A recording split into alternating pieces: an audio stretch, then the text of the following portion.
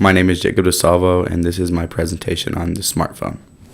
So for people of our generation, phones have always been around for quite a while, and we've got to see the change and development of the smartphone.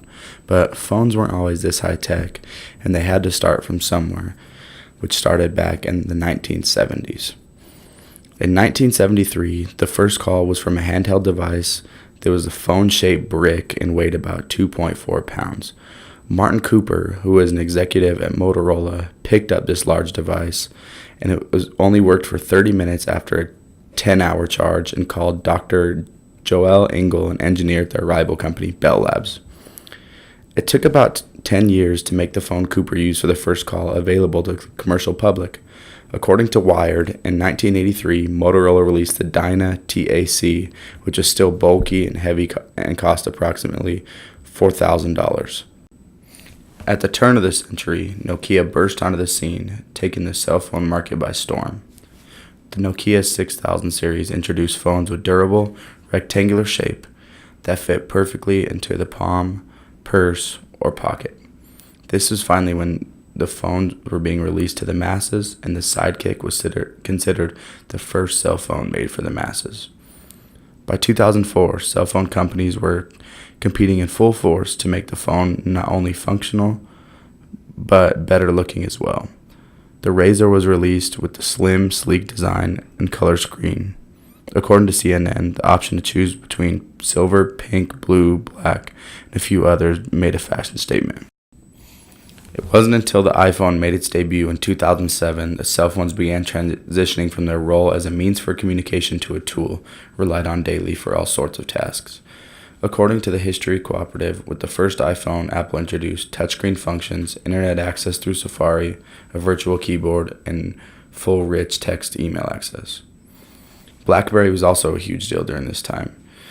By 2007, the release of the iPhone marked a big year, and this was the year that these phones were used to send more text messages than receive phone calls. Just 1 year after the first iPhone release, Apple launched the App Store with 500 apps.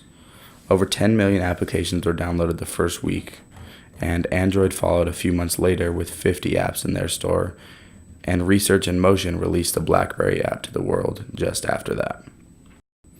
In 2010, the iPhone 4 made its debut. It was a slim, futuristic-looking phone with a battery life that could keep up with the demand of users everywhere. And this year, they improved upon the iPhone 4 with the iPhone 4S, adding the first personal assistant, Siri. In 2010, the HTC Evo 4G from Sprint was the first cellular phone to meet 4G standards, running on WiMAX network.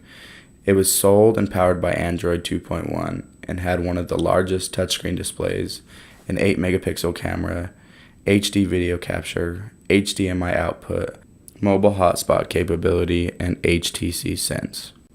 In April of 2011, Apple became the largest smartphone vendor by numbers and revenue, selling 18.6 million iPhones, just ahead of Samsung's 17.5 million in the year's first quarter. Apple also sued Samsung in the US over the appearance of the Galaxy tablet. In June of 2011, Apple and Nokia signed a patent licensing agreement following a 4-year dispute. Apple handed over $430 million in a settlement and agreed a per-handset royalty for the future. Microsoft began demanding payments from makers of Android handsets claiming patent infringement. Samsung and HTC also agreed per-handset payments. By October 2011, Samsung now became the largest smartphone vendor according to estimates, but the company had stopped giving smartphone shipment numbers over concerns about Apple's lawsuits. Also in this same time, Apple announced that it had sold 11.1 million iPads, giving it an estimated 60% share of the market. By 2012, a distinct lag had developed between data speed on the internet and the ability of smartphones to deal with them. But then this was a big impact. 4G arrived, which enabled lightning-fast browsing wherever the service was available. With the increasing use of phones as cameras, it seemed incredible that it wasn't until 2013 that poolside accidents started to be prevented thanks to waterproofing of smartphones. Sony led the way with their Xperia Z model, and other manufacturers were soon to follow their footsteps. Due to increase of cameras on smartphones, in March 2014, the first known selfie-related death occurred when a man electrocuted himself on top of a train. Due to the increased concern of serious injury while attempting to take selfies, Russia released a selfie safety guide in 2015, which is pretty ridiculous. 2014 saw the introduction of dual cameras, again a commonplace feature today and one which has given users far more flexibility in the way they can take pictures.